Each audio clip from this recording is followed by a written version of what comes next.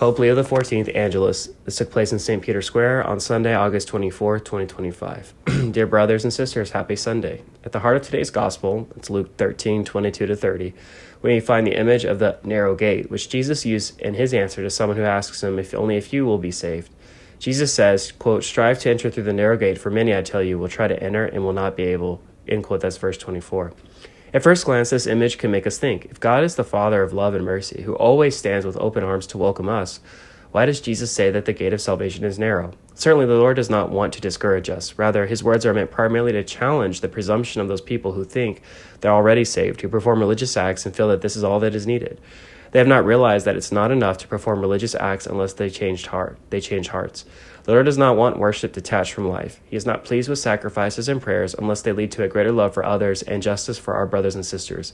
For this reason, when such people come before the Lord boasting that they ate and drank with him and heard him teaching in their streets, they will hear him reply, quote, "I do not know where you come from. Go away from me, all you evildoers," end quote. That's verse 28. Brothers and sisters, the challenge presented to us in today's gospel is worth considering.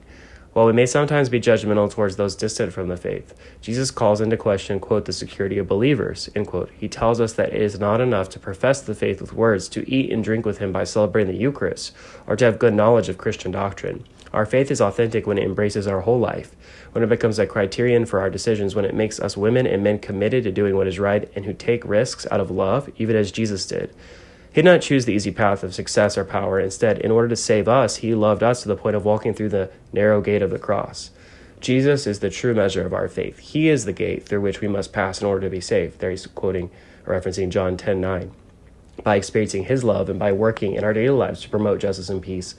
There are times when this involves making difficult and unpopular decisions, resisting our selfish inclinations, placing ourselves at the service of others, and persevering in doing what is right when the logic of evil seems to prevail, and so on. Once we cross that threshold, however, we will discover that life flourishes anew.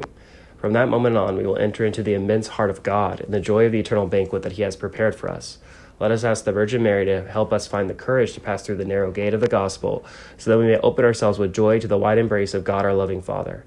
Then after the Angelus, the Holy Father said, "Dear brothers and sisters, I express my closeness to the people of Cabo Delgado, Mozambique, who have become victims of an insecure and violent situation that continues to cause death and displacement. In asking you not to forget these brothers and sisters of ours, I invite you to pray for them, and I express my hope that the efforts of the country's leaders will succeed in restoring security and peace in that territory. This past Friday, August 22nd, we accompanied with our prayers and fasting our brothers and sisters who are suffering because of wars. Today, we join our Ukrainian brothers and sisters who, with the Spiritual Initiative World Day Prayer for Ukraine, are asking the Lord to grant peace to their tormented country. I greet all of you, the faithful of Rome and pilgrims from various countries, especially those of Karaganda, Kazakhstan, Budapest, and the seminaries and faculty of the Pontifical North American College.